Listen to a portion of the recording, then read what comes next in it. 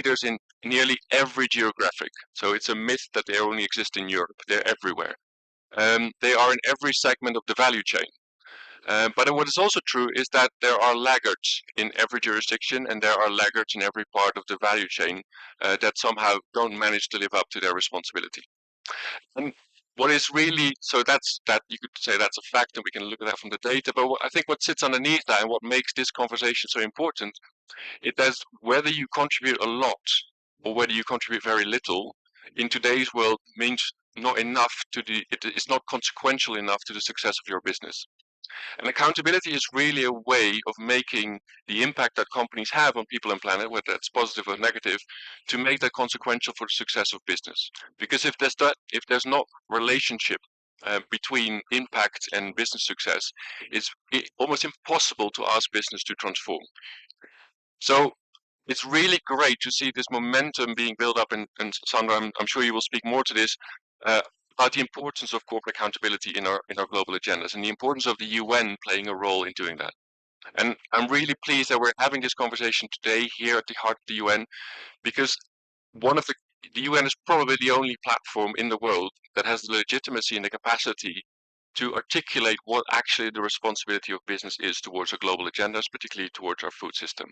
So my hope for this session with all the speakers from different perspectives, from state and from non-state actors, is that we take a few steps in clarifying the responsibility of business towards food system transformation, and to identify some of the steps that will be required to do that going forward. So that's enough for me. Sandra, it's a great pleasure to welcome you as the Executive Director and Assistant Secretary General of the United Nations UN Global Compact, and I think we're all looking forward to hearing some of your remarks about this topic of corporate accountability within the broader UN frameworks.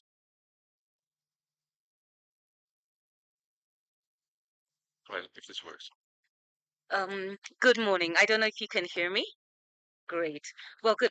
First of all, thank you so very much to all of you for making your time to join us for this very important session. As has been said, I'm the Executive Director of the United Nations Global Compact. I wanted to take some time to talk a little bit about what we do at UNGC, just to situate the discussion. So the UN Global Compact was formed 25 years ago. Actually, we turned 25 this month in July. And it was formed by the then Secretary General Kofi Annan, because there was a recognition back in the year 1999 to 2000 that private sector was playing such a critical role in the world, but also in the ecosystem of the United Nations. And Kofi Annan then proposed that a compact be formed, an agreement between private sector and the United Nations in all its spheres to advance the mission of United Nations. And for those 25 years and beyond, specifically UN Global Compact has been working to bring business closer to the United Nations, to work with business to support their efforts to be more resilient, more sustainable, more competitive, more responsible, more transparent, but also to contribute to the agenda of the United Nations. So that's what the UN Global Compact does. Many of you may interact with the UN through different agencies, entities, funds, and programs. They also have strong and robust private sector partnerships. But what is important is the UN, as you know, is founded on a set of normative principles. And those principles really form the bedrock of the work of the United Nations and also our engagement with business. And so it's been great, along with colleagues from the World Business Council for Sustainable Development, as well as the FAO Hub, to have the honor to convene businesses to join us also in this food systems transformation agenda.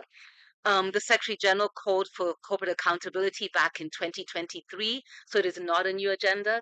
UN Global Compact, our partners, the World Benchmarking Alliance, and many others have been making sure that there's progress in the private sector community towards doing good business, doing responsible business, and of course, being sustainable.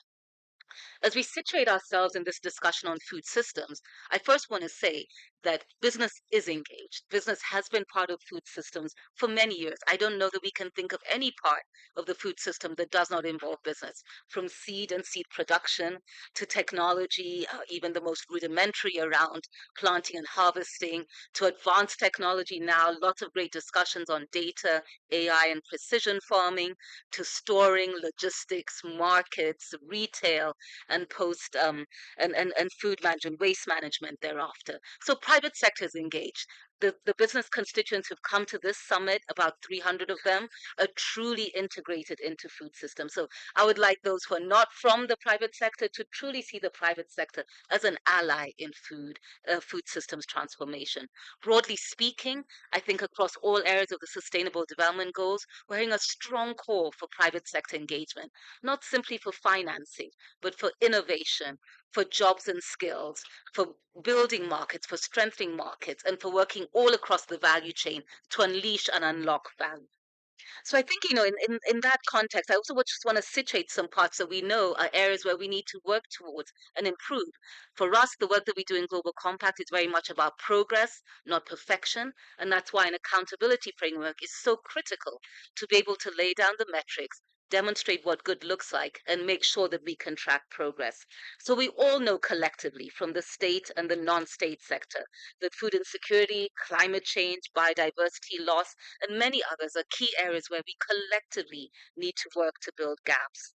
But the good news, and I think we've seen it, anybody who did some of the field visits here, anybody who works in the field will see that private sector is working not only with large multinationals, but smallholder farmers and SMEs to make improvements all across the value chain, working to strengthen livelihoods, create jobs, tackle climate crisis, and create thriving and bustling economies. Collectively, with our partners, we work to advance responsible business practices across operations and value chains. We know that companies can drive regenerative agriculture, they can promote fair labor standards, they can reduce food waste, carbon emissions, and biodiversity loss. We do know that collectively we need to do this work together, public, private, civil society, to make sure that this transformation occurs. Also, and one of part of our key parts of our accountability framework is making sure that voluntary commitments feed into national food system pathways, feed into nationally determined contributions for climate. So it's not simply accountability for business sake, it's accountability at the state level. We know we only have 5 years left towards the Sustainable Development Goals, such strong calls to action for private sector engagement. And just to stress, this accountability is not to the United Nations, it's to citizens, consumers, the broader stakeholder ecosystem. I just want to close with 3 action points that I think we must all do as we advance the accountability discussion. The first is that our corporate accountability consultation and mechanisms that we will discuss and announce today formally is informed by a wide range of stakeholders. We don't sit only private sector to determine what accountability is. We sit in consultation with other non-state actors, and we sit with government as well. We've just had a session in plenary where many of the ministers present also echoed the importance of and the validity of the corporate accountability consultation that we want to advance further. We've had roundtables in a couple of countries where we've heard that accountability needs to include issues such as energy and logistics efficiency, as well as innovation. Strong call to standardize protocols, metrics, and monitoring instruments. Strong focus on small and medium farmers and financial instruments. So accountability covers a wide range of elements within the food systems transformation. So the first is this is a consultative process.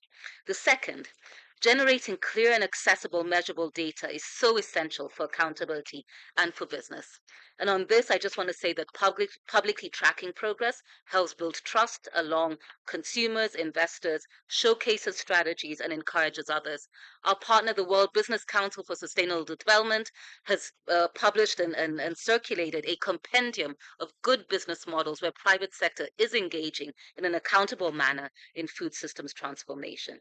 But data is also important because businesses react to market, they react to consumers. Accountability is a feedback mechanism that is used in many ways in terms of markets. And finally, to accelerate wide scale and consistent progress on accountability, companies need a blueprint, they need clear standards, and they need targets at the global level. And so, towards this goal, together with our partners, WBCSD, the FAO, and others, we do want to announce a refreshed coalition and a consultative process on corporate accountability accountability for food systems. UN Global Compact, the World Benchmarking Alliance, the UN Environment Programme, and other partners are working to create a corporate accountability blueprint for governments, companies, and non-state actors to guide work on environmental impact, climate change, social protection, food systems, finance, and good governance. And I invite you all to contribute to this process. Together, I know that we can sow the seeds for a more inclusive and resilient and bountiful future, with the private sector being a key responsible actor. Thank you so very much.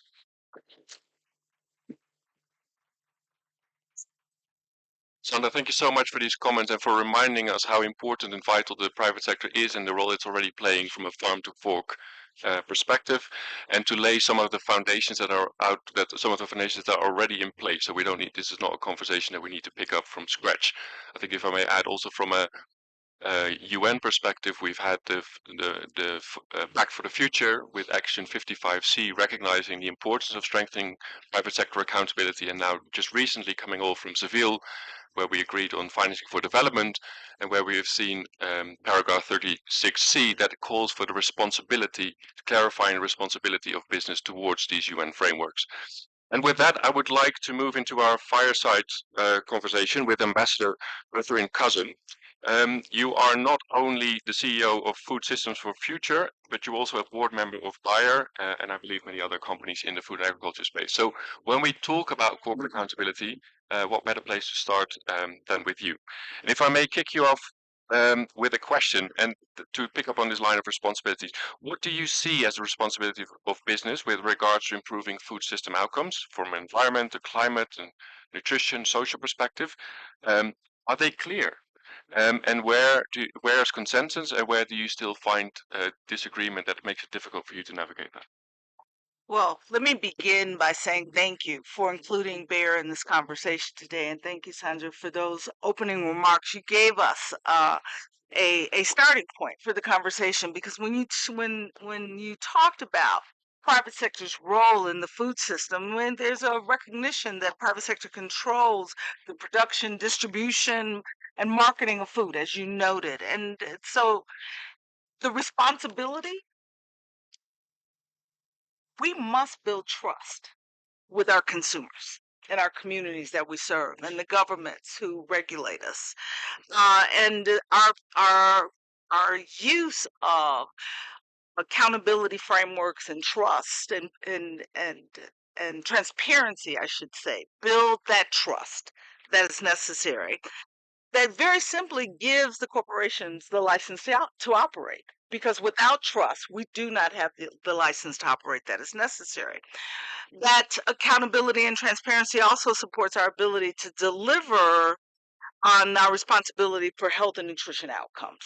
As food systems actors, we play a significant role in delivering the food that is necessary to support the nutritional needs of the consumers who are customers.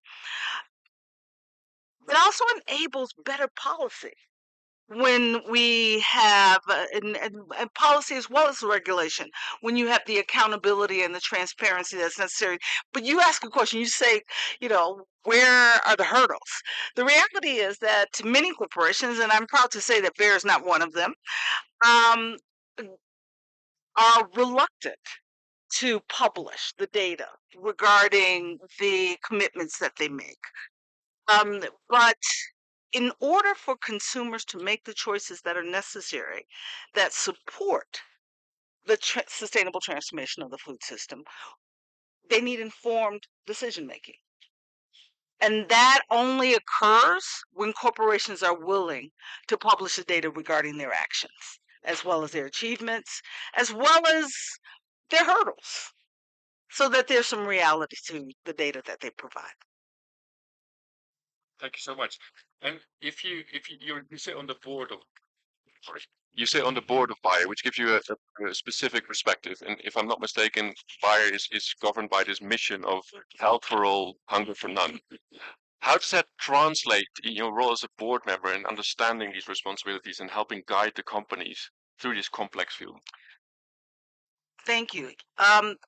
I sit on the supervisory board of Bayer, as you note. I also hold the position of chair of our sustainability committee, which means that I lead the conversation for the shareholders and with management on ensuring that the commitments that management has made, both for their sustainability goals, including the the target of supporting 100 million smallholder farmers, but also the science-based targets for the reduction of the greenhouse gas emissions of the corporate operations, that we as the shareholder representatives, and I would argue the stakeholder representative, the external stakeholder representatives, have the responsibility to question management on, are they really achieving? And there's no better place. I appreciate the opportunity to talk about these issues here in this forum, because this is a stock take. And the stock take is not just about the commitments we've made, but progress that we've delivered. And that's what we as a board member regularly assess the corporations, and when I say the corporation, management's ability, management's progress on what they have committed to perform. And in any corporation, what gets measured is what counts. And not only what gets measured, but what leaders get paid for is what counts. And so when we at Bayer made these commitments, we also tied compensation for the leadership of the organization to the achievement of those commitments. And so it was not just about our ability to publish, but it is about our ability to determine whether or not the remuneration that management would receive is actually reflective of their financial performance as well as their achievement of the sustainability goals. And I in particular lean into that sustainability target of supporting 100 million smallholder farmers. You've been very concise in your answer, so I'm going to permit myself one more question before we move to the government, because you picked up on the role of policy already in your remarks. So before we move to the government themselves, question I have is, how do you never, these 100 million farmers do not live in one country, they live all over the world. How do you navigate all these different, not only government expectations, but also societal expectations around the globe as a global company? That's a good question. Thank you very much. Because we are not just a corporation that operates in Europe or the United States, where communication of those goals is, some would argue, easier, and achieving those goals is somewhat easier. We operate across the globe, and as such, we depend upon the people who are part of the Bayer team to support not only the implementation of those goals, but the communication and the reporting of those goals to the appropriate government entities in the places where we operate.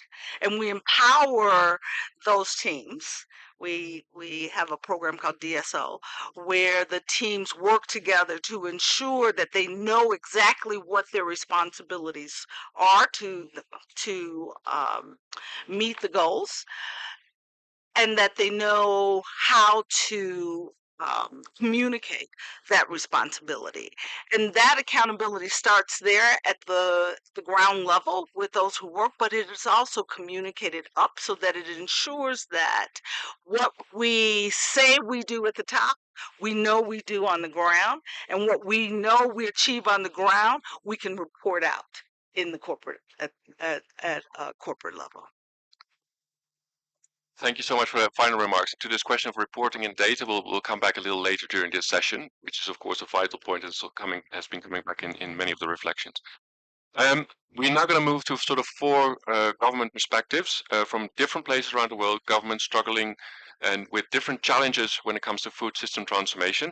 So I would like to start by inviting Dr. Vanreen Sanjo. He's the Director of Social Development Department and the Federal Ministry of Budget and Economic Planning of Nigeria.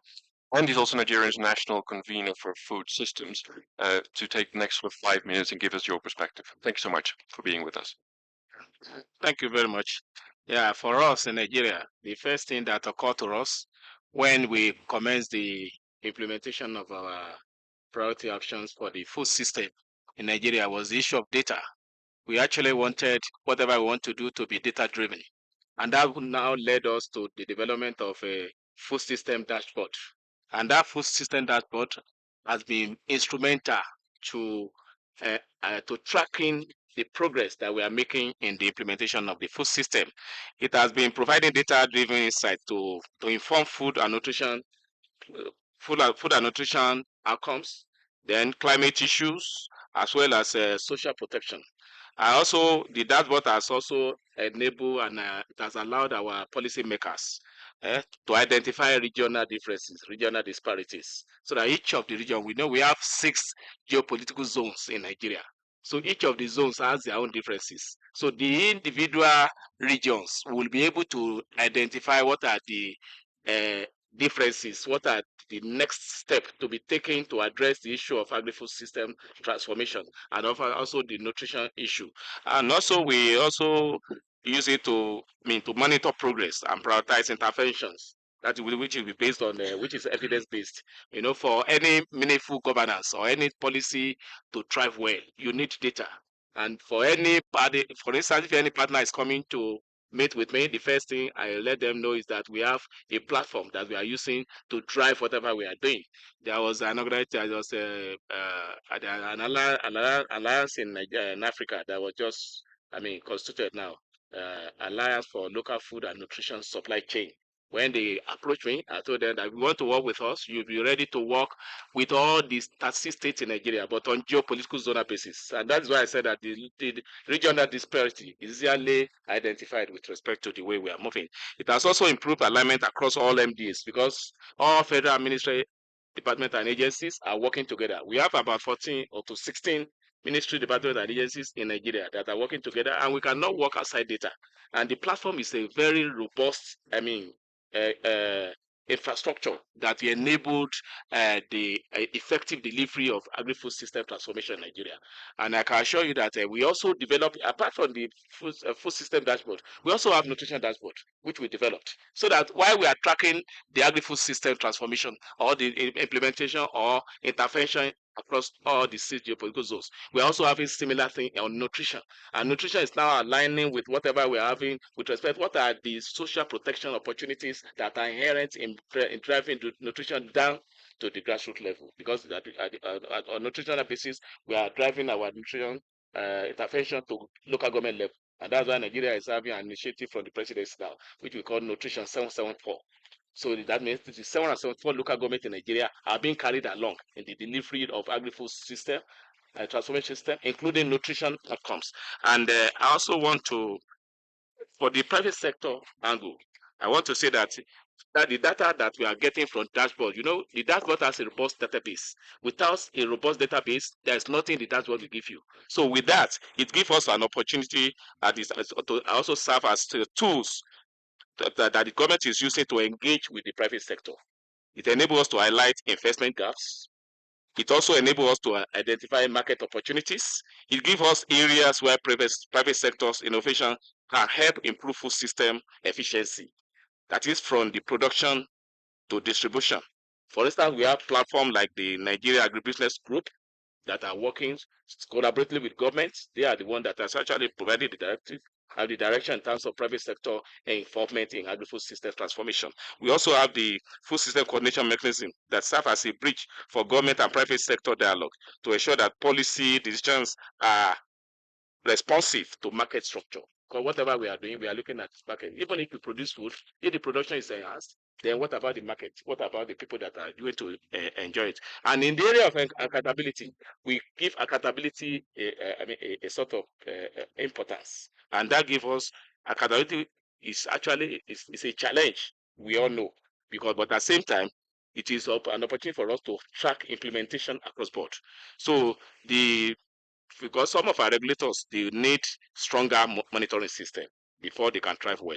Then We also need to have a system that links data to real-time feedback. And also, we also need more transparent reporting framework that include civil society organizations and the consumer voice. We are not limiting everything to government. We are looking at our people. People are the target because of inclusivity as is required from the SDGs recommendation. We also have it also gives us opportunity to have a sustained investment in digital infrastructure to ensure regular data collection, because when we have a dashboard, we cannot allow it just to be hanging. It has to be functioning. And for it to be functional, we need to make sure that we populate the database so that we have online time series data that will give us a feedback on whatever is happening within the agri-food system. It also gives us an opportunity to strengthen our institution. Institution strengthening and capacity building is one of the critical areas. And for the role of global corporate accountability, I just want to run through everything. So the role of global corporate accountability, they can help us, Nigeria, to bridge the gap between public and private sector towards achieving the national food system priorities. So, so this is business should come across different countries and including India. This president very time, we are ready to receive anybody that is ready to support, contribute to our implementation. It's another through the separate recommendations that the Facebook system submitted 2021 system. It is inclusive, it is a sustainable food system, but we still need private sector, both local and multinational, to align and contribute to all these groups that are set to access. Thank you for your attention. Thank you so much for yes. Thank you so much for your clarity, for the reminder that we need data-driven systems, for the reminder that we're ultimately accountable to citizens and that therefore they need an opportunity to feed back into our systems, and the invitation to come and help with implementation. And maybe one day we'll see that the dashboard can also help support and track the performance of companies operating in Nigeria, helping this food system transformation. So with that, I would like to move to Dr. Inaya Ezzedini as a member of the Lebanese Parliament, where she's a chairperson of the Women and Children Parliamentary Committee and the SDG 2030 Agenda Parliamentary Commission. She's also the national convener for food systems in Lebanon. The floor is yours. Thank you very much. Of course, in Lebanon, companies already play a significant role in shaping the food system, but for that role to support resilience, it must shift from unchecked, profit-driven influence to accountable partnership. And we've learned that corporate actors can and must contribute to resilience by reducing market concentration. And I'll be telling you later on what are the parliamentary and legislative initiatives they've done to take care of this. And opening space for SMEs and cooperatives, and adopting sustainable practices such as reducing antibiotic and pesticide use, investing in local sourcing and infrastructure, especially in underserved and war-affected regions. And we did some pilot projects to work within the concept of sustainable, resilient, and inclusive food system in areas affected by food, providing transparent labeling for pricing and ethical advertising, especially where food literacy is low, adopting better practices to reduce food loss and reuse of leftovers, helping to create a circular economy, and committing to nutritious, safe, and affordable food production. To incentivize this shift, the Lebanese parliament has approved an anti-monopoly and fair competition law and market concentration law. Also, in our proposed right to food law, we call for establishment of a national food system council that includes the private sector representatives, but also hold them accountable. They are partners, they are stakeholders, but they should be accountable through monitoring, evaluation, benchmarks, and being part of the decision-making process. And also, we are in the process of reviewing our public-private partnership law. And during the banning, for the banning of the cholesterol, I will give an example how we, for banning the cholesterol in poultry farm, which was really raised a health hazard, We know that colistin is a very precious antibiotic for human use, especially for severely ill patients in intensive care. And we noticed that there is a high resistance for this antibiotic in these patients. And the cause was the use of this colistin into the poultry farm. We brought together all the companies, private sector, researchers, and ministries. For around 2 years, we had to work. We submitted evidence-based material in collaboration with academic centers on research proving that this colistin given in the poultry sector is contaminating the soil, the water, and systemically the plants, and it's found its way also to human beings, and was responsible for this health hazard and the high morbidity in our patients.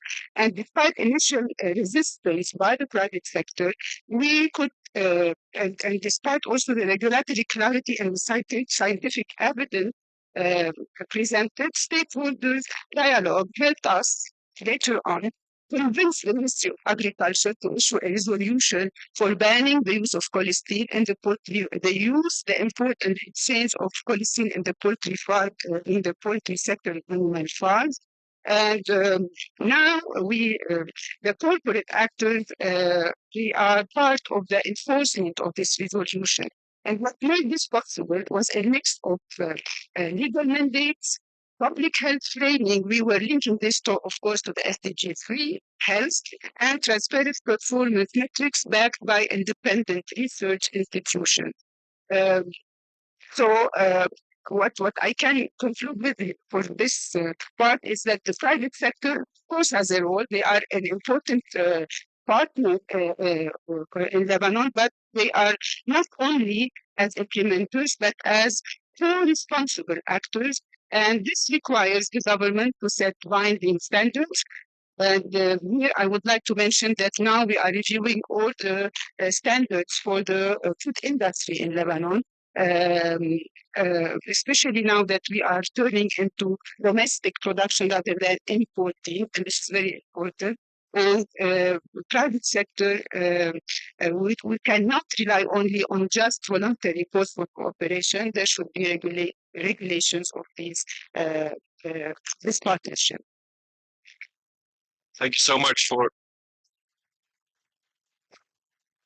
what I believe is really a practical example.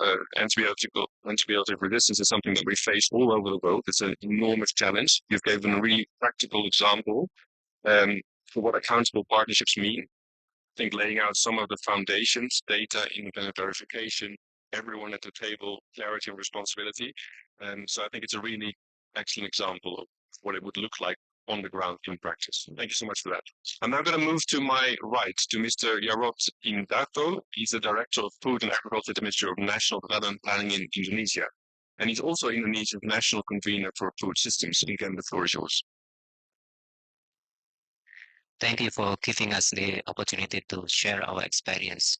From the Indonesia perspective, policy and regulation plays very important role in ensuring that the private sector can engage in the food system, and we experience that their contribution is very significant in Indonesia case.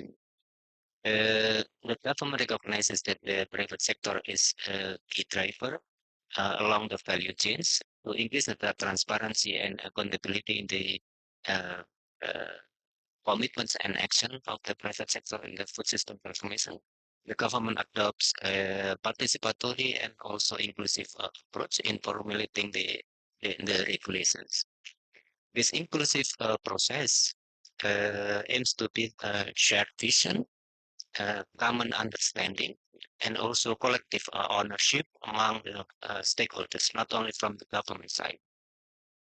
With the use of that kind of dialogue and cooperation with all parties, we aim to ensure that regulatory framework are reflected because all parties have common goals and also share responsibilities. This will also reinforce our commitment to good governance principles. This regulation will function as a binding and moral framework for all actors across the sectors and also level of society and level of governments. We will have standardized practices, monitor progress, and also hold all parties accountable to agree certain targets and principles. Allow me to bring some examples. One is developing clear and integrated cross-sectoral framework by involving, of course, the multi-stakeholders. For example, we develop several roadmaps and also initiatives related to circular economy, blue economy, food loss and waste, as well as coconut roadmap for downstreaming. Those all roadmaps and initiatives are developed together. That is in process of multi-stakeholders in that case. So then all parties, including private sector, can see that roadmap and see the rooms for engaging in that roadmaps. Second is supporting the data of the data availability, as our colleague mentioned from Nigeria. For example, sustainability report is one of our mechanism that is already established by the government.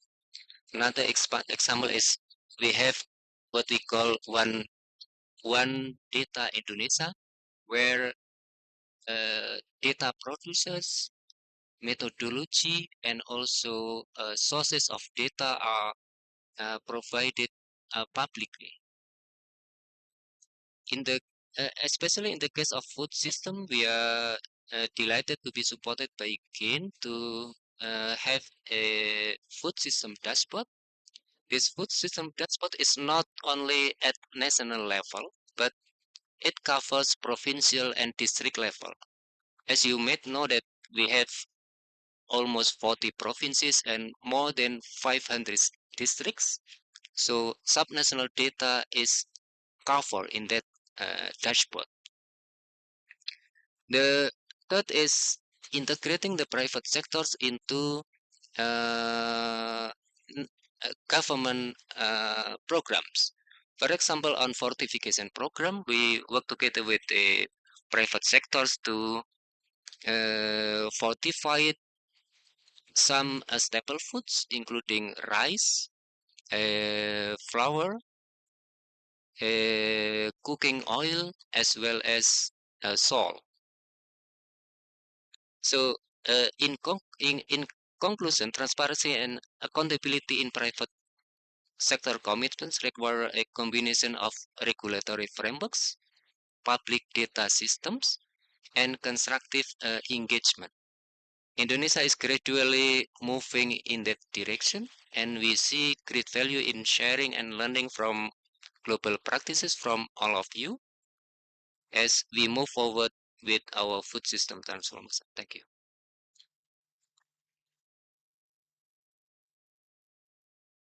And thank you to you for also for laying out the ingredients of what's necessary for transparency and accountability in the food system in Indonesia.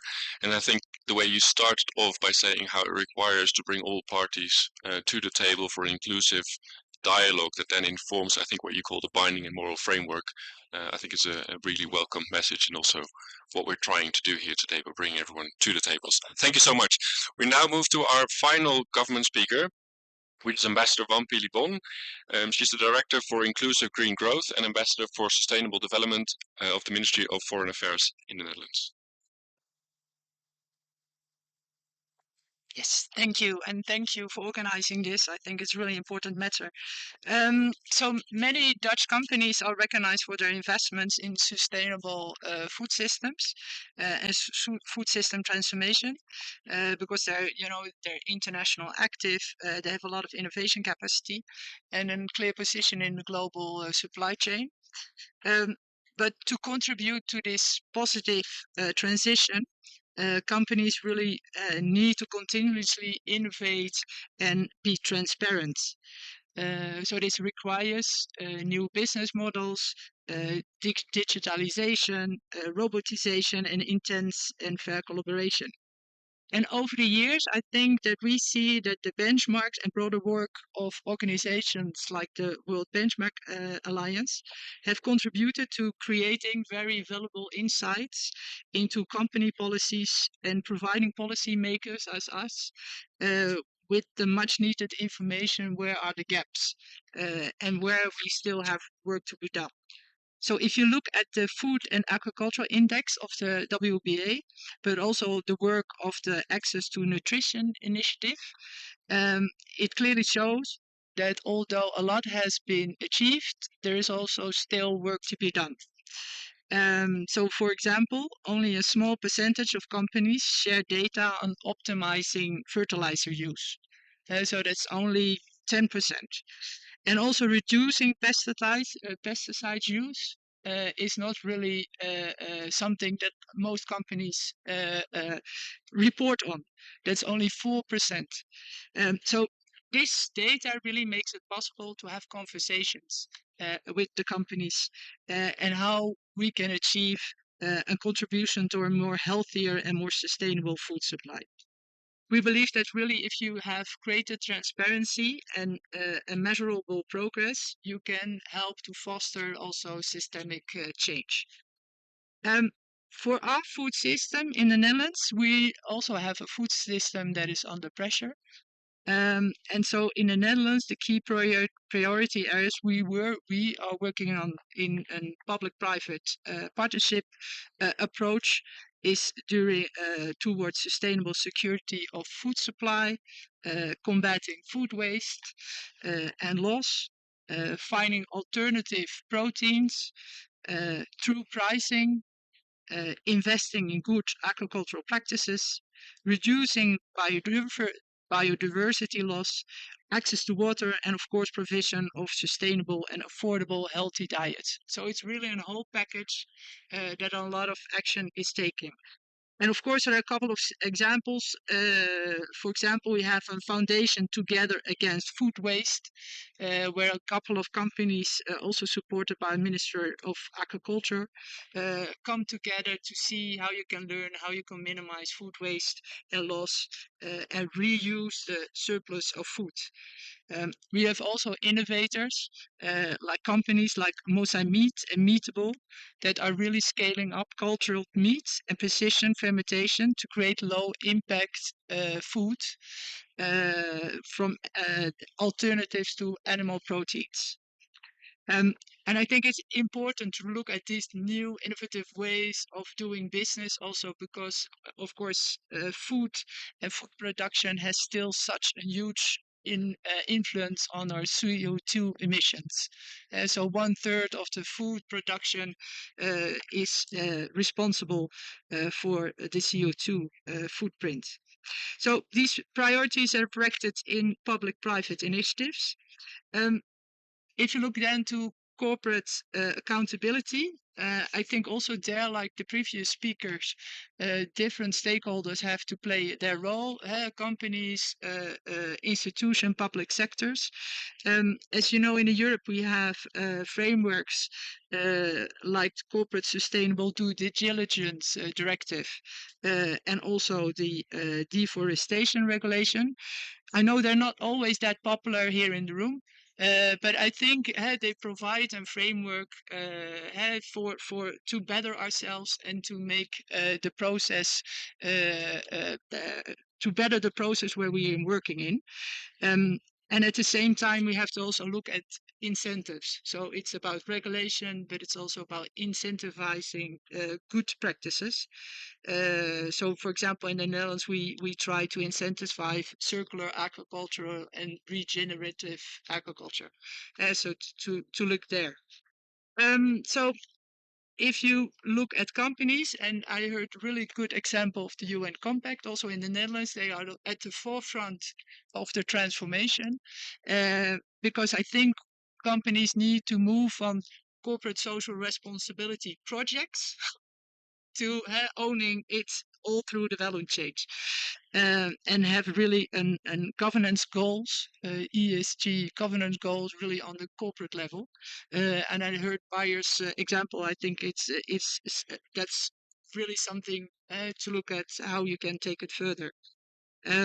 Because I think for us as policymaker, but also as consumers, as long as you have companies that themselves take the step ahead and feel that it's useful for the consumers to set them apart from other companies, I think that's the best way to incentivize and make transformation possible.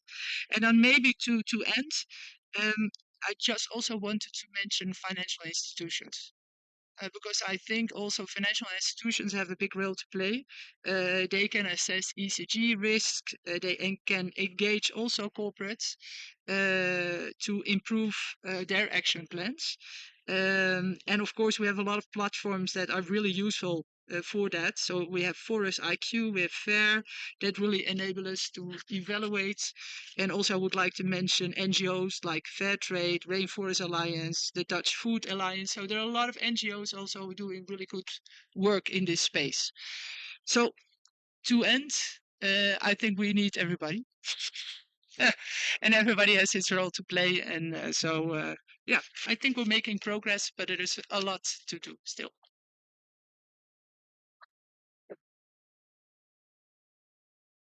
Thank you. Provided an excellent segue to the next panel. But before we do that, I would like to pick up on one thing you said, which is the CSDDD, which is a horrible acronym and apparently not popular in this room. Although it is not always. So I think one thing that's important, it is a true game changer, as I'm sure accountants can testify to in Europe, and I'm sure in Bayer as well, in terms of corporate accountability.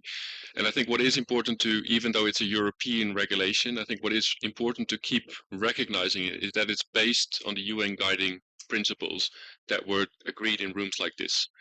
So I think it's also a testimony to the power of the UN and member states to come together. When they set norms, they can ultimately flow into national regulation, not only in the EU, also Malaysia, Japan, and many countries moving into that direction, which I know multilateralism is under pressure, but I think it's an important reminder about what the norm-setting power of an organization like the UN is. Ambassador, you ended with we need everyone, and I think that's absolutely true, that corporate accountability truly requires a collective effort, including the contribution of many non-state actors. You mentioned one already, which is the Access to Nutrition Initiative, one of our dear colleagues that have done phenomenal work over the last decade in terms of clarifying the role of business when it comes to improving nutritional outcomes for people. So with that, I would like to turn to our first panelist, Susanne Stormer, partner at PwC Denmark and board member of the Access to Nutrition Index. And I'm going to kick you off with a question, because where do you see companies are the most challenged in their role supporting the transition to delivering more sustainable food systems?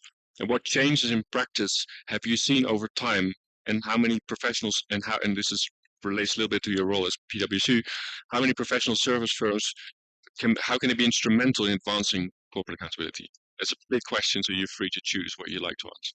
Big questions, yeah. So let me start by, first of all, like the other previous speakers, to thank you for this initiative. I think it's really important in my professional life. I've been working for corporate accountability and corporate sustainability in so many facets. So this is really like going into a candy store for me. But to answer your question, I think we should recognize that business leaders are confronted with numerous complex challenges, and not least triggered by the uncertainties that have been introduced in the current geopolitical landscape. And if anything, business leaders don't like uncertainty. They thrive in environments where there's political stability, transparent and consistent regulatory frameworks that create a level playing field and allow them enough certainty to make investments into the future. They also want to make balanced decisions informed by facts and evidence, not feelings and assumptions. And basically, most of them also want to do the right thing. But their actions often have unintended consequences that may cause harm to people, communities, and the environment, which is why initiatives such as the UN Global Compact is helping sensitize to those impacts. And importantly, also from a business perspective, and I think Ms. Cousin addressed that as well, it exposes them to their business to risks that could undermine their ability to stay in business. So that's the situation. But then when we talk here in these rooms knowingly about food systems, we understand that it touches upon issues like environment, nutrition, social equality, and finance. But to be fair, few people in business have the same sophisticated perception. So they need to be guided and they need to be provided with incentives to act. And that is why the framework, the corporate accountability framework, is really useful, because when it asks the hard questions and does so in the right way, it provokes reflection that will lead to action in business. So if you're not in the food and agricultural sector, nutrition and food quality is hardly top of mind in a crowded board meeting. And yet food is front and center for any business that has employees, customers, suppliers, business partners, engagers in their local communities. So it's a matter of focus and attention. This is the first hurdle to overcome. We have to make the issues relevant and tangible, and then to make it desirable to change practices that are not conducive to the sustainable, resilient food systems that we want. And this brings me to share another reflection that's been triggered by the draft framework that I've seen. So it has become common practice to depict a company at the center of a circle of stakeholders as a way to remind its leadership to consider and seek to include all legitimate stakeholder expectations. But critically, such an illustration misses an important point, that the company is not the center of the universe. On the contrary, it is a component in a large and complex system that is beyond its control. So by introducing a more reflective view where businesses understand how they also depend on the other actors, we force business leaders to recognize their role in that bigger system and help them to understand where the impacts and dependencies lie and how they can tackle them. For oftentimes, one company cannot change the system alone, which is why we also need to incentivize partners and alliances. So what I'm saying is that we in this room and all those actors who are seeking to influence change in business practices, we have a key role in challenging conventional thinking and supporting business leaders as they take steps to advance corporate accountability.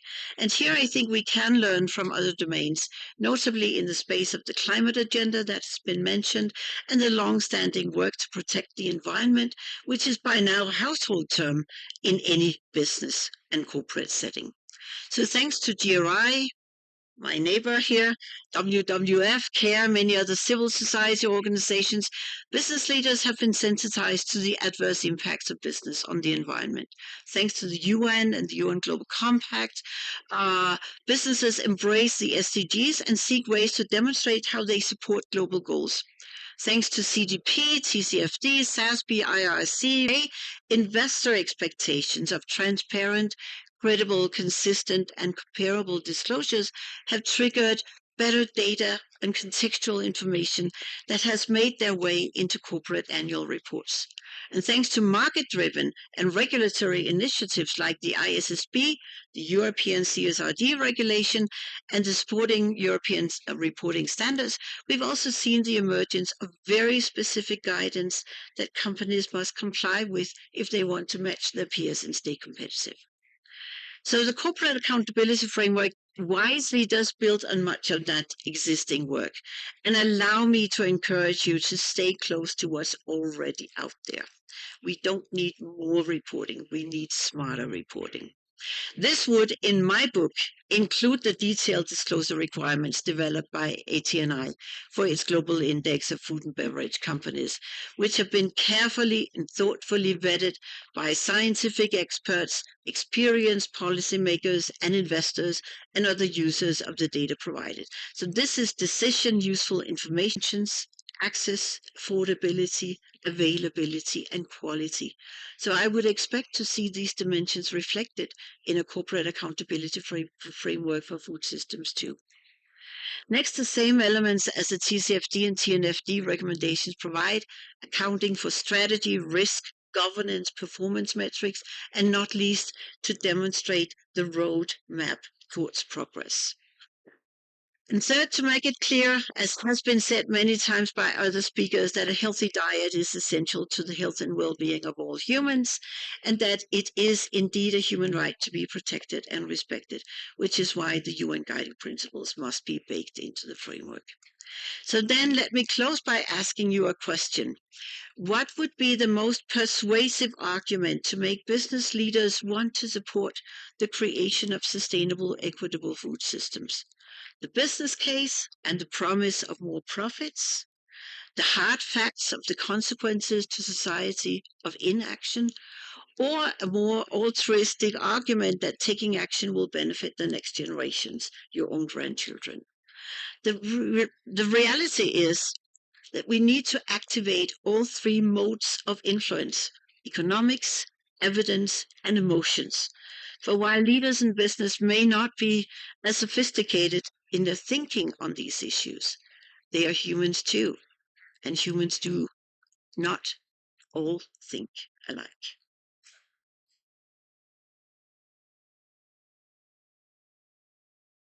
Thank you, Susanna, for these incredibly thoughtful remarks and for inviting us also to reflect on these questions and to flip the script that no business is at the center of the universe.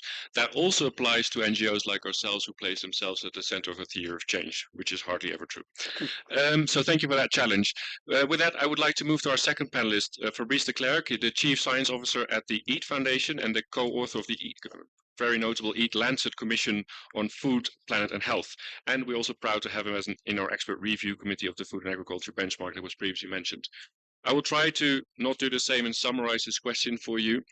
And so how would you describe the state of scientific consensus around food system transformation and the role that business can and needs to play? Great. It's very hard to follow you, Suzanne. Those were great comments. So hello everyone. Fabrice de Klerk with the Alliance of Biodiversity and SEAT and the EAT Lancet Commission. And I'm also going to throw another hat in the middle, according lead author of the food chapter of the IPBES Nexus Assessment, because I think it's an assessment that's sorely missing at this venue. So first question in terms of what's the role of scientific consensus around food system transformation. And so first, I just want to remind people that science is a process of inquiry. And so when you engage with a group of scientists, we're going to debate, we're going to ask questions, we're going to have different perspective on some elements. But I do think that when we step back, what we're seeing, and I hope you agree with me, is that there is significant consensus on the challenge that we're confronted with. The science is clear. Transforming food systems is not optional, it's foundational.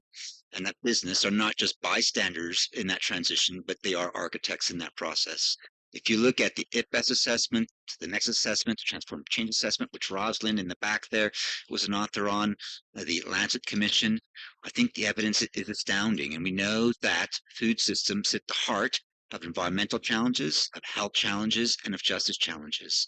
It includes climate change, biodiversity loss, malnutrition, and inequality. One of the concerns that I shared this week is that when we talk about environment is all too often relegated to climate.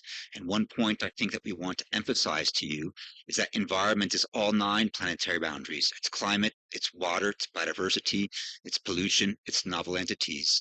When we look at food systems and 6 transgressed planetary boundaries, food systems is 30% of climate, as you highlighted.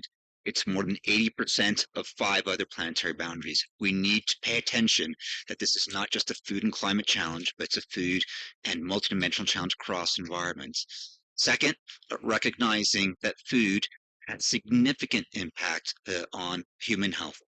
15 million premature deaths per year due to inability to access healthy diets. This includes people who are struggling from malnutrition, a number which has been rising 6 years consecutively now due to first COVID and climate and now to climate and conflict. I think as a community working on food systems, we need to have our eyes wide open that we are sliding backwards on this challenge of ensuring that people have access to healthy diet. Half of the world's population is not accessing healthy diets, and this is something that we should be deeply concerned about.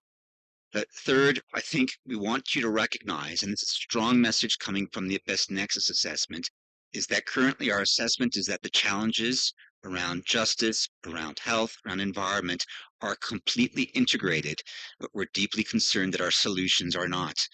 If you think that food and climate solution, we would like to again remind you that the role and the opportunity for business, and this is a complicated challenge, is that when you're thinking about an intervention, we urge you to think about the impacts of your intervention, not just against climate recording, but against health dimensions and against justice dimensions.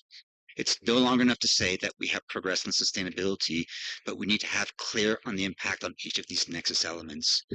Business role, companies sit at the center of food value chains, without a doubt. That's you're both drivers of impact and levers of transformation. I'm pleased to hear, Suzanne, I think your three motivations, economics, evidence, and emotion, and that we are talking about emotion and that we are talking about the moral imperative. Our colleague from Indonesia raised that as well.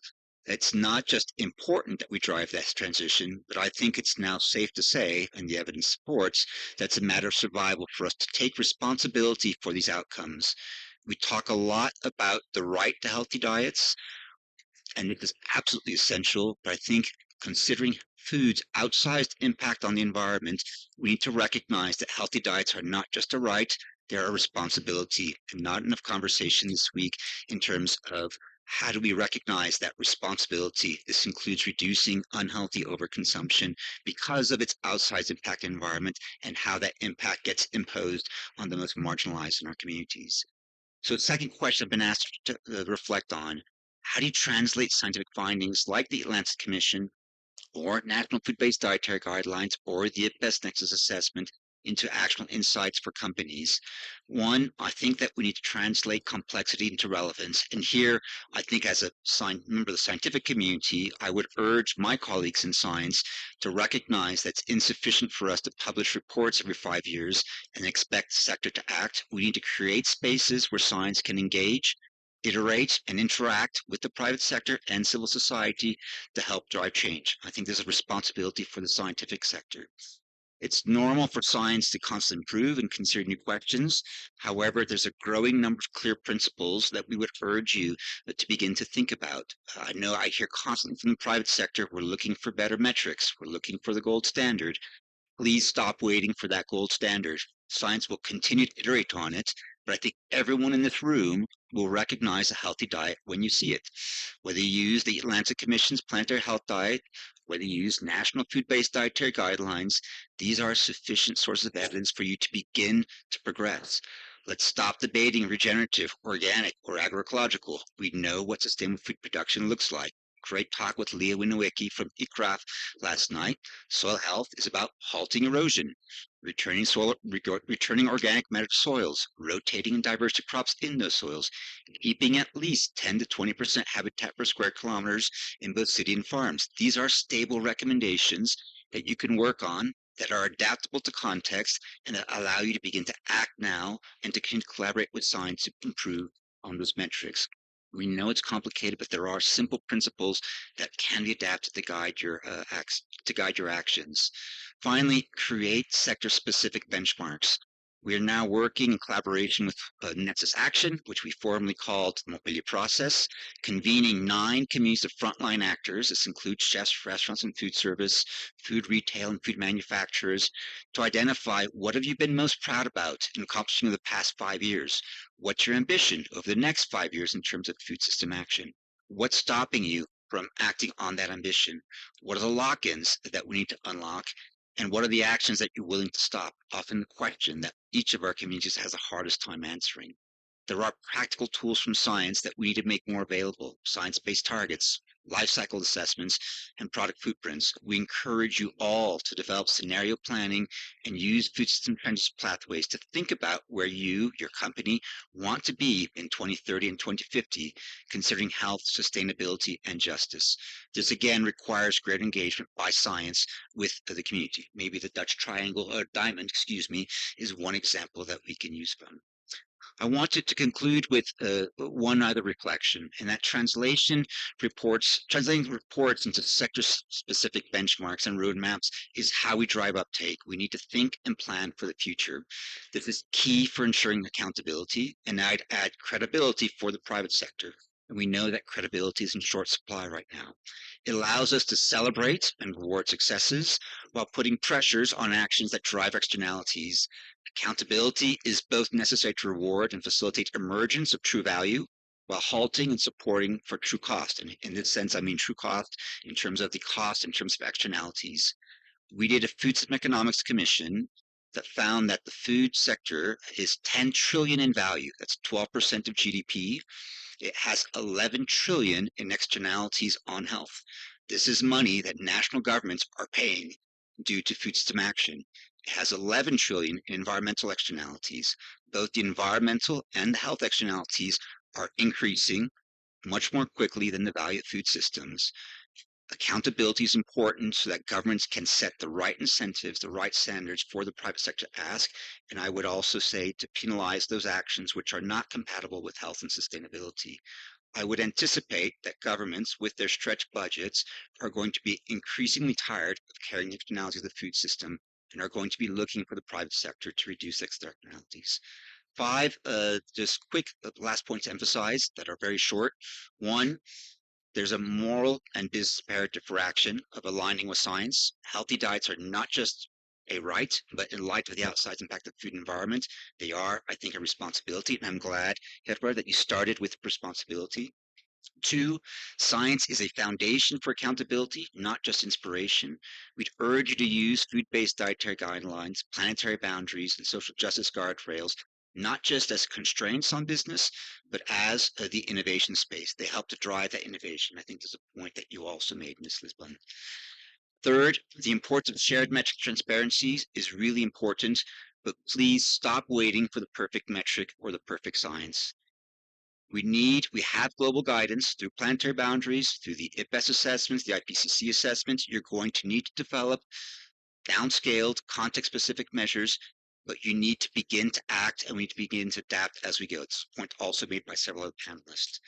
Fourth, we need bold and early movers to shape the standard. We're in short deficit of courageous leadership, and I'd urge all of us to harness our inner David Navarro and really to step up and represent that courageous leadership. And finally, partnerships between science, business, and policy are fundamental. No one can do it alone, but I'd urge us to add, as a fourth component, partnerships with society to help drive momentum forward. Thank you so much. You covered a lot, so I will not try to summarize, but just a reminder that I just want to say my gratitude to the scientific community for providing that foundation. And while the scientific community needs to stay curious, it's not an excuse to wait for that because there's a solid foundation to build upon. So thank you for that. I need to urge the next speakers to stick to their time. That's the consequence of a multi-stakeholder dialogue that we want to hear from many different perspectives. So please, because I'm trying to get one or two more comments from the floor later on. Thank you for appreciating that. I will now move to Francine Picard-Mukuzi, the co-founder and director of partnerships of the Samba Center for Food and Climate and coordinator for the Zero Hunger Coalition. And from you, I would really like to hear that, which we've referenced a lot by previous speakers, the perspective of civil society organizations. What can you do to help companies advance reducing hunger? And what do you think you need from the UN and the broader multilateral system to ensure that these commitments from the private sector translate into measurable impact? Thank you very much. My name is Mukazi. So yes, actually, when you asked me that question, I was like wondering, private sector, civil society. I think we need also to understand this is really a heterogeneous landscape. CSOs are quite diverse, from international NGOs to citizen movements. And the same for the private sector. We are talking about multinational corporation, but also there is small scale farmers. So the question is how we can bring these two words to contribute to ending hunger. And I think that there is maybe 3 points that I would like to highlight. we need to maintain this constructive dialogue among those different stakeholders, provide evidence and support. When we are talking about this constructive dialogue, civil society can ask the right question and demand transparency. This is one of the roles. They could also call out superficial and incoherent commitment publicly. And some with the Zero Hunger, we're also working with Member of Parliament to try also drive some kind of the agenda and ensure that we remain on our responsibility. But also they can also, it's not a work of shaming, but it also by the civil society to recognize that when companies are doing good, we need to amplify their impact. And this is really, really important. So that's why we are talking about this constructive dialogue. So one of the things that I would also like to showcase is the thing that, and I think most of the stakeholders here highlighted evidence and data. And you cannot ask the civil society to go beyond their work. Actually, they are there to do business, but we are asking them to contribute to our global aim. And for that, we need to provide them the tool. We need to give them this data. And one of the initiatives that different organizations, including GAIN, CARE, FAO, WFP also are committed to, and that has emerged during the first Food System Summit, is what we call the Zero Hunger Private Sector Pledge. It's actually an initiative that author to companies a clear roadmap based on research that we have done that provide evidence and identify only 10 high impact priority intervention to improve food and nutrition security. It could integrate small farmers support, scale up social protection and program, but it give company something very clear, and also ask them, and specifically for this big company, there is some country in demand, and we have recognized that 90 targeted countries who the need are more greatest than over, and they need investment. And sometimes if we want to change this global narrative, we need to target those companies. So what we are asking companies to do is not pledging, but actually aligning their investment with this priority. But also we are asking them to disclose their financial commitment and ensuring that when those 19 countries that we have recognized, there is already some kind of commitment. And we are also putting in place a monitoring and evaluation framework to ensure that we are also walking the talk. And I think we cannot go to a meeting where pledging. Pledging is a talk. It's good for our reputation, but we need to actually ensure that we are delivering. And this is really, really key. And I think also when we're talking about private sector, I also highlighted that there is multiple private sector. So some of the private sector that we have throughout this pledge are small private sector that are requiring the lack resources, they lack technical capacity, and for them we need also to be able to provide them this facilitation for them to be able to deliver. And I think that when we're talking about how can the civil society and the private sector are working together, we need to have this complexity in mind. Maybe because of time, to reflect on this question on civil society needs to move, but they need also to have incentives. And I think maybe somehow we need to maybe rethink what these incentives mean and reward investment to drive maybe the outcome that we are looking for. And the Chamber Center from which I'm working is trying to look at how the opportunity that we can maybe provide a financial value to the positive outcome. And I think that could be something that will help private sector to move. We need to actually to work on that, and we all invited you to have that kind of reflection with us. Thank you. Thank you, Francine. I wanted to thank you for your nuanced contribution. In terms of nuance, in the specific sense, is that the private sector is a wildly diverse space, ranging from small SMEs to very large multinational corporations, and that also requires from civil society to approach both in a very different way, sometimes from a place of capacity building and sometimes from a place of holding them accountable to pledges made. Thank you so much for that. I want to now invite Christine Campeau, Global Director for Food and Nutrition System at CARE. And with a question to kick you off, workers' rights and decent jobs are a crucial part of the food system transformation. What do employers need to do to ensure that the fundamental principles of decent jobs are applied in their operations and in their supply chains? Hello, everyone. We've heard a lot from our opening speakers about farmers, but I just want to remind us that there are a lot of people working across our agri-food systems. In total, it's 1.3 billion people.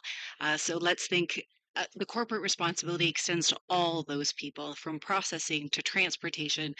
And yeah, we're on a continent right now where 40%, the largest youth population in the world, 40% are under 15 years old. So we have to think about all this next generation that's coming into a sector, and would they want to work in a sector which, you know, faces high level of working poverty, chronic food insecurity, lack of labor and social protection, 2/3 of our global poor in agriculture? I don't know, that doesn't sound like the most attractive career trajectory for me. 112 kids are working in agriculture sector. So big numbers and big problems that we're all here to try and find solutions for. Luckily, in the run up to the first UNFSS, CARE was asked by the Secretary General to lead an action track for 2 years on advancing equitable livelihoods. And so we worked with companies, we worked with trade unionists, workers, governments, everybody in every country to try and surface some of these solutions to the challenges that we faced. And once the Food System Summit was done in 2021, I'm a policy director, so I always think, okay, where's the policy? And I was like, wait, we have no global policy for decent work in the agri-food sector. No wonder it's slave labor. And our opening remarks told us about how important policy is.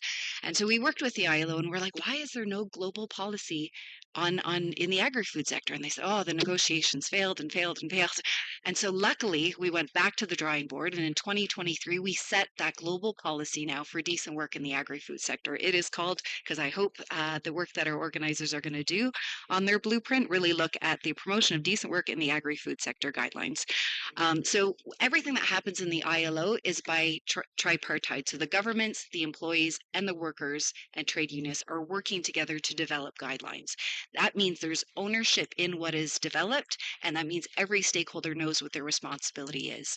And that's actually a beautiful way of working. If you look through this document that's been created, Chapter 2, for example, on right to work, it talks about how best to ensure freedom of association and effective recognition of the right to collective bargaining, which is super important for workers and unions. It talks about ways to eliminate all forms of forced or compulsory labor. It talks about, gives you the necessary steps to abolish child labor in the sector, and the essentials to ensure safe and healthy work environments for all employees. So it really is a guideline, a guidebook almost, with step-by-step actions that governments, companies, and workers need to take along our food systems to make sure that we have an attractive place for people to work, and especially our next generation.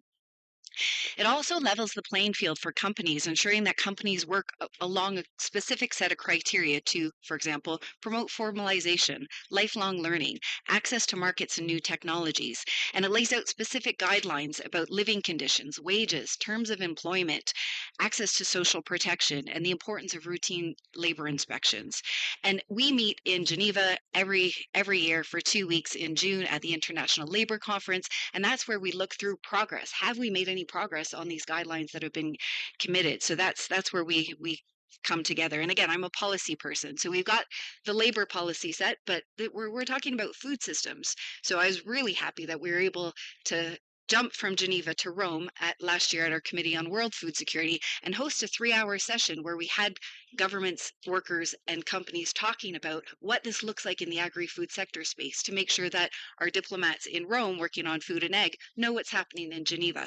So that was, and bring that back so that the Ministries of Agriculture and the Ministries of Labor are working together at national level. everybody knows in this room that policies are great and wonderful, but they are text. So we are working very hard right now with the ILO and IFAD. Those are the partners that we've been doing this work with to implement those guidelines. So we're hosting regional workshops and training starting in Asia this year so that these guidelines do become active at national level. If you would like to get involved in any of that, please come to me. I will make sure your country can be involved. There's also tools. ILO has created great tools on, for example, their scores, sustaining competitive, responsible enterprises. And it really helps companies understand, as our speaker said, you know, we're human and not everybody thinks through the system the way they could.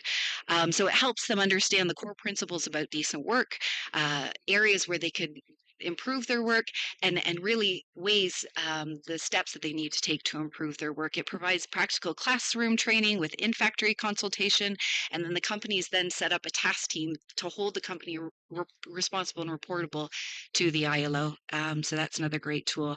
I've heard from our colleagues in ILO Ethiopia, I hope you're in the room, I'm not wearing my contacts, so if you are here, that they even, with JICA funding, they've even added on to the tool the Kaizen approach, which makes sure that social dialogue and really talking with the workers and the unions is part of that tool to make sure companies are getting it right.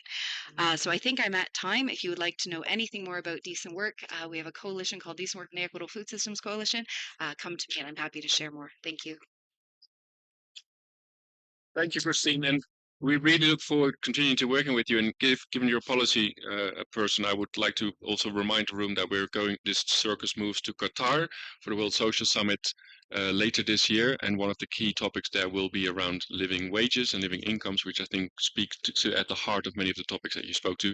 So we also look forward to working there again with you in Global Compact. With that, I'm going to move, because a lot has been said about reporting and about data, and that requires standards. So we're very pleased to have one of the world's most important standards when it comes to corporate sustainability reporting with us, which is GRI.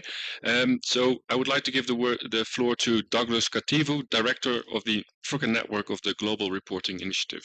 And again, I'm going to kick you off with a question. What are some of the specific challenges of tracking company performance here in Africa, and how is GRI working to address these? Thank you. And firstly, if I may extend our appreciation to the Global Compact for the opportunity to be part of this dialogue. ESG reporting, like all the other regions in Africa, is evolving, and the challenges, I don't think they are very dissimilar to some of the challenges that are being experienced in the other regions.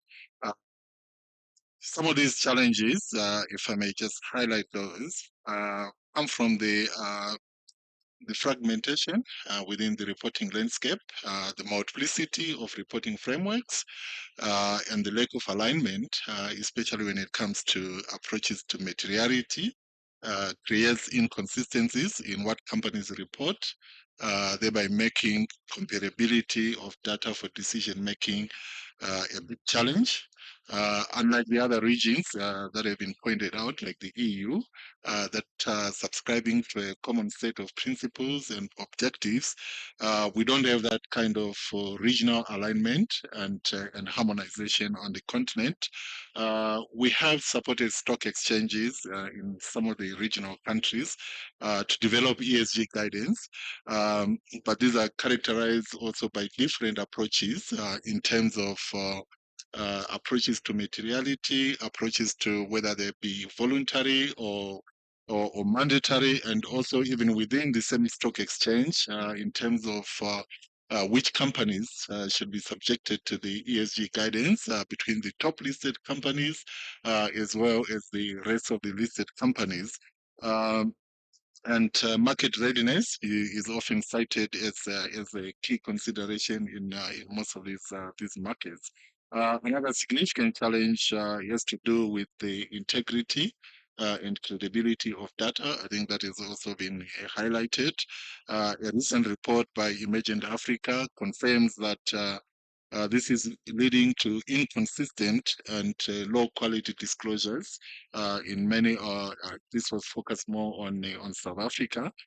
Many companies are lacking the integrated systems and infrastructure that is needed to collect ESG data appropriately, and independent third-party assurance of ESG data is very limited in most of the countries, creating a mistrust among stakeholders, notably the civil side organizations, investors, as well as regulators who are wary of the greenwashing risk from untested and unverified claims.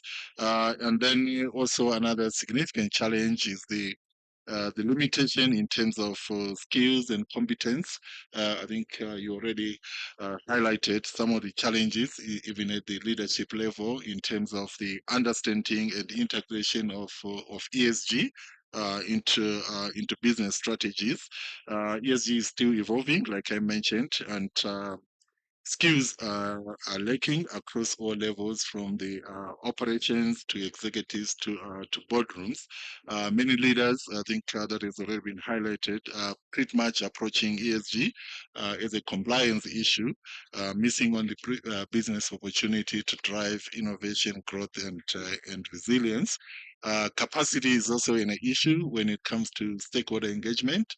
Most of the impacted communities and SMEs along the value chains lack the capacity to participate meaningfully in ESG processes, leading to poor materiality assessments and misalignment between expectations between the companies as well as the stakeholders. Regulatory and market weaknesses is also another category of challenges. Policies are existing or often aligned to the authoritative global commitments, but resources for compliance are limited, leading to low uptake and varied reporting quality. I must also point out that most of the regulations and accountability initiatives focus largely on large enterprises, leaving out the millions of SMEs who constitute the majority of business in Africa. And that is also linked to the lack of capacity or limited capacity within the SMEs as well. This is also changing. Market regulators and operators are slowly making ESG disclosures mandatory in some areas like climate adaptation and mitigation, and social inclusion rather. But progress remains uneven. And governance weaknesses is also another category of challenges being experienced. I think it has already been mentioned by Suzanne that leadership on ESG is often missing, not just in the private sector, but also in the public sector as well, especially outside the leading companies. Institutional frameworks to support ESG integration and enforcement are pretty much still developing in many countries. And the good thing is that most boards are also slowly becoming alive to the importance of sustainability disclosure in attracting investment or in managing risk. And this is also being driven mostly by investor and stakeholder activism. What are we doing as GRI in terms of addressing some of these challenges? We are also working with other standard setters to enhance the interoperability of our standards with those of other standard setters. We're working closely with the ISSB towards a comprehensive global framework for reporting sustainability impacts, risks, and opportunities. I'm not sure how well involved we are in the accountability framework that you did mention, but probably either the UN Global Compact or GRI and ISSB need to enlarge the circle of organizations that are working towards this comprehensive global framework for reporting, for corporate reporting rather. And at the governmental level, our standards have always been grounded in global agreements like the UN SDGs, the Paris Agreement, the IPCC Greenhouse Protocol, the Montreal Framework on Biodiversity, thereby ensuring global legitimacy as well as alignment and relevance to these global commitments. With regards to capacity building, we recently established an online academy where we're also looking at developing certified sustainability professionals that are certified according to the GRI standards. We also established a network of over 100 certified training partners globally, including 14 in Africa that are also helping to build capacity on applying the GRI standards in the countries in the region. We are also extending collaboration to academic institutions, business networks, and stock exchanges to develop a pipeline of sustainability professionals on the continent. We are also supporting SMEs directly with tailored training to build a culture of measuring and reporting for continuous improvement.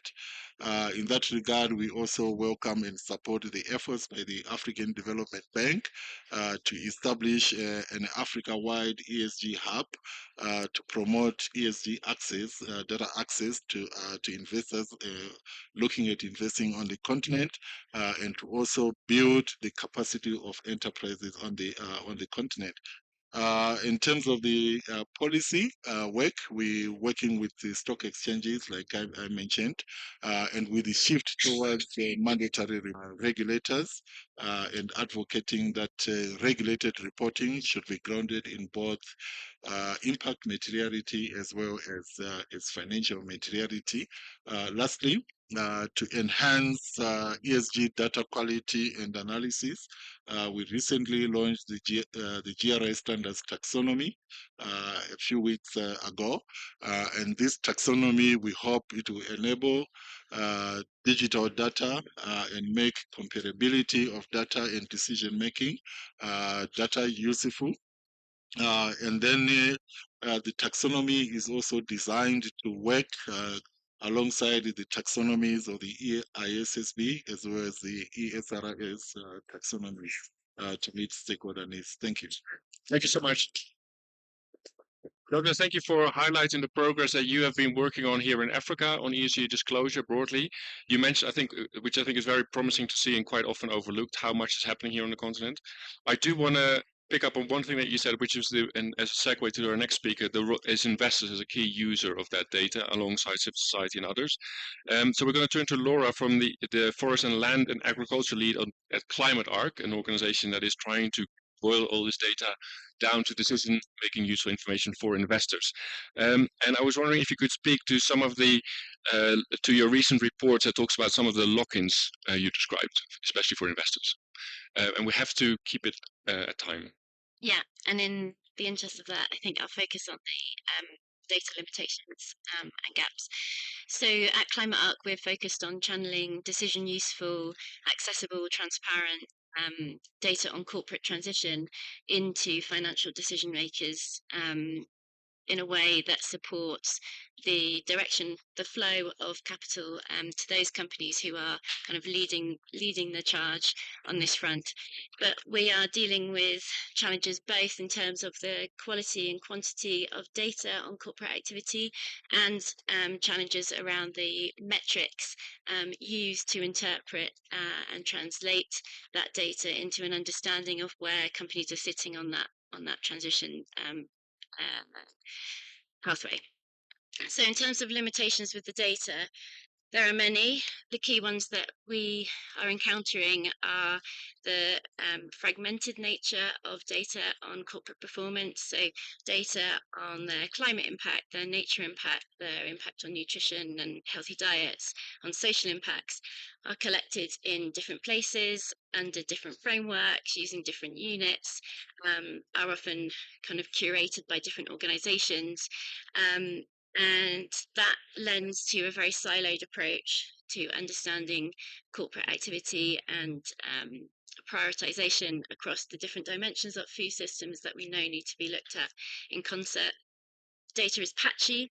Disclosure in the sector is still very limited, especially on non-climate related dimensions.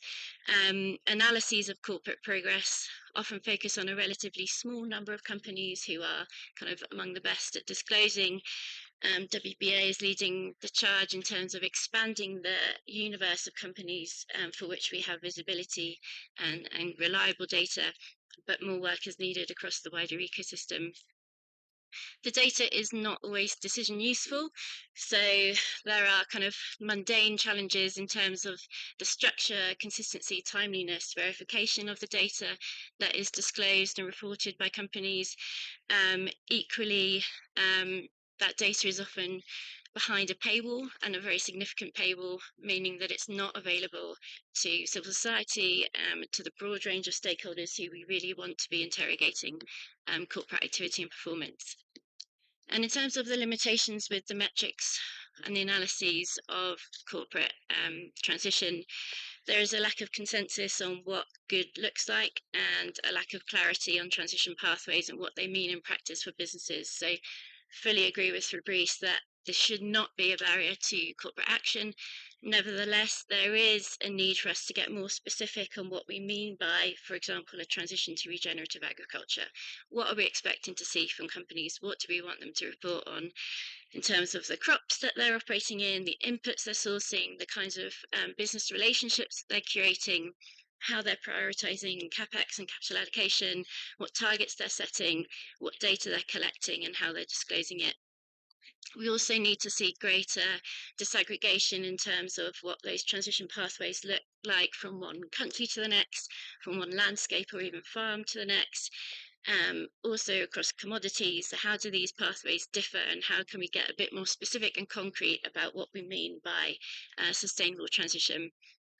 And what does it take for companies to generate the confidence and the support that they need from shareholders and from investors to pivot their business model in a way that is truly transformative, that isn't incremental, isn't operating at the periphery of what they're doing, but is really thinking about their core business and how to shift that business into the future.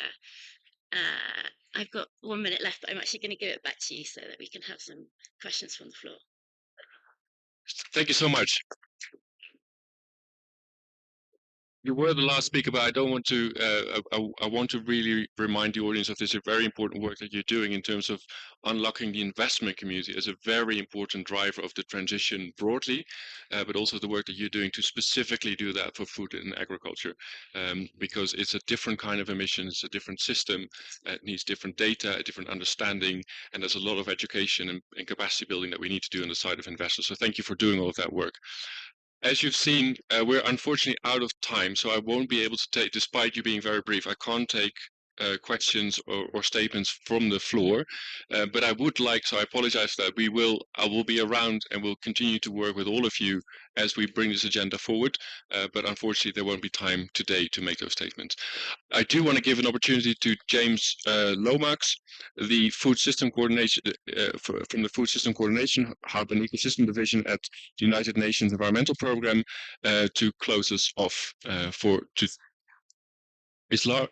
thought I didn't say. Is she there? No. Oh, sorry. And then we'll go to Lara.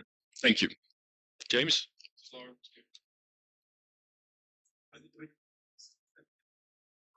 Right, James. Well, we're going to start with you, and then Lara can add what we missed. Thank you. I will be very brief. So thank you so much. It's been a very rich session. So UNEP, we launched a report about a month ago, and if you want to read it, with Chatham House, with Laura there, when she used to work for Chatham House, really sort of stating the importance of working with the private sector, and not just with SMEs, but the kind of companies that really define the food system. And I think sometimes we just have to be bold in what we talk about, and we have to talk about the fact that there are oligopsonies and there are oligopolies. So there are lots of consolidations in markets, etc., for both buyers and for sellers. And I think that has to be recognized. And once that's recognized, we can understand how we can start to use that as an opportunity for real acceleration of change. Because right now, we have to move to action and we have to move to impact. And being exclusionary with the biggest companies, I'm afraid, is not going to work in 2025. The time is now. We have to work if we want to accelerate transformation. That's if we want to effectively get transformation, we have to start to do this. So what have we heard? We've heard about the fact that we need a whole of government approach, but we need a whole of society approach, and private sector is a very important part of that whole of society approach. We have to do that. We've heard about that we cannot really transform food systems without the private sector.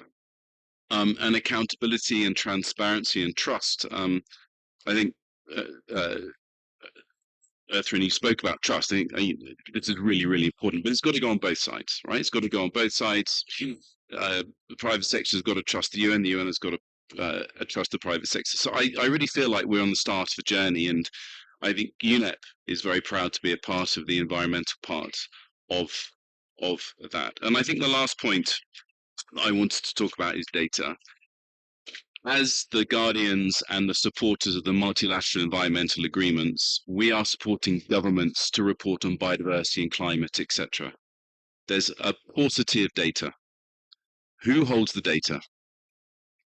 So it's often the private sector that holds the data. So we have to create that bridge between public and private sector data. And we'd be very happy. And I think it starts through trust, it starts through transparency, and it starts through accountability. So we're very, very proud as UNEP to be taking this forward with you. Thank you. Thank you so much, James, and for highlighting this important point about increasing market concentration within the food and agriculture sector. Had some recent examples in the recent weeks, actually, of big mergers taking place, and we have to, of course, see what the implication of that is for the wider food system. So with that, it's my pleasure to introduce Laura Blanco, Director of Sustainable Development at the Executive Office of the Secretary General of the United Nations, for our final words. There. Okay. Thank you, and thank you to the organizers of this conversation. I managed to escape and was able to hear part of the conversation that you have been having here today. And I have to say that, first of all, thank you for engaging, and thank you for bringing forward all the possibilities that I've heard here, all the wealth of information. And I think most importantly, what I have heard is the willingness to engage. And allow me to maybe go back to 2023, when we did the Secretary General report for the UN food system stocktake. We did realize that we had an important gap in terms of private sector engagement. The call to action that came out of UNFSS +2 challenged us to take steps and to change the level of engagement with the private sector. I had the possibility yesterday of seeing some of the data that the Global Compact had in terms of participation of private sector and businesses in UNFSS +4, and I think we've come a long way. If I remember correctly, Sanda, we have something like 360 participants from businesses. That's a long way, I think, from what we had in 2023. We have CEOs, we have small and medium enterprises, and most importantly, we have participation that has been informed as well by a process. And we've had partners, the Global Compact, that has helped us organize the conversation, Ambassador Cousin, of course, our friends from the World Business Council on Sustainable Development, and we are, I would say, in a very different moment that where we were 2 years back. I do want to strengthen maybe something that I've been hearing regarding the issue of trust. And I think that we cannot speak about accountability without investing in trust as well. And most importantly, accountability is only possible when there's clarity about what we are accountable for. And the fact that we are coming together now in this conversation to look at ways in which we can transform food systems. It is a very complex space. It is not only about, I've heard here, we have maybe a little bit more of information, of experience, of processes around climate, but food systems has many dimensions. It is about nutrition, it is about jobs, it is about health, and we have a lot of work to do. But in order to be able to come back in 2027, and I'm saying 2027 because it is the moment where we are going to have the next SDG summit, and a good moment to look at how we have done in one of the key transitions towards the acceleration of the SDGs. We need to be able to know what the homework looks like.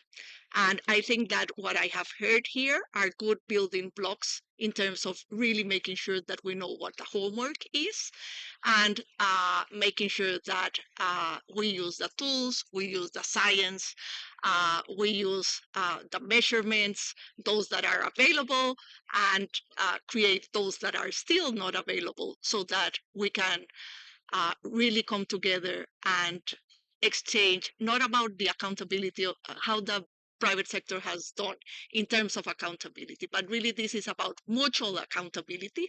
And that is the wording that we actually have in several of the documents coming out of the UNFSS +2, and those that brought us to our discussion today. So there's a lot of work going forward. We are closing today, I think, in a good note in terms of the objectives that we wanted to achieve. And we have still milestones this year: the World Social Summit, the world's second Summit on Social Development, and of course COP30. Let's just make sure that we keep the engagement, we keep the structured dialogue, and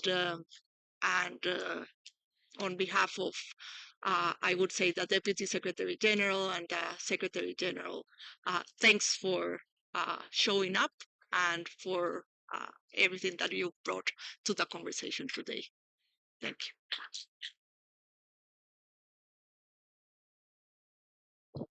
And with that, we come to a close. So thank you, Lara, for grounding some of these truths, for setting out the homework for all of us towards 27 and ultimately 2030. And let me close off by, because I think that you would like to... Oh. Sorry. I know we're running short of time. I just wanted to say one thing, because we did promise that we want the next steps to be a consultative process. So we have all of your details here. I know we weren't able to take questions and answers. I know there's people who might have questions, statements, inputs that they want to give to the process. The idea going forward is that we will contact all of you, provide the links. We're going through a consultative, as I say, process. We want to look at inputs, make sure we can cover everything that we can. So truly apologies on the time management piece. I know that there's many other sessions that people want to go to, but thank you for your time, and we really look forward to collaborating with you on the next step. Sorry to cut you short. No, thank you so much. To be sure we talk about that. Thank you. I think this is the most important message of today, that corporate accountability is a collective effort, and we're going to need all of you moving forward in this direction. So thank you so much to the speakers and to everyone listening, taking notes of all the important things that have been said and shared today. Thank you so much, and good luck with the rest of this program.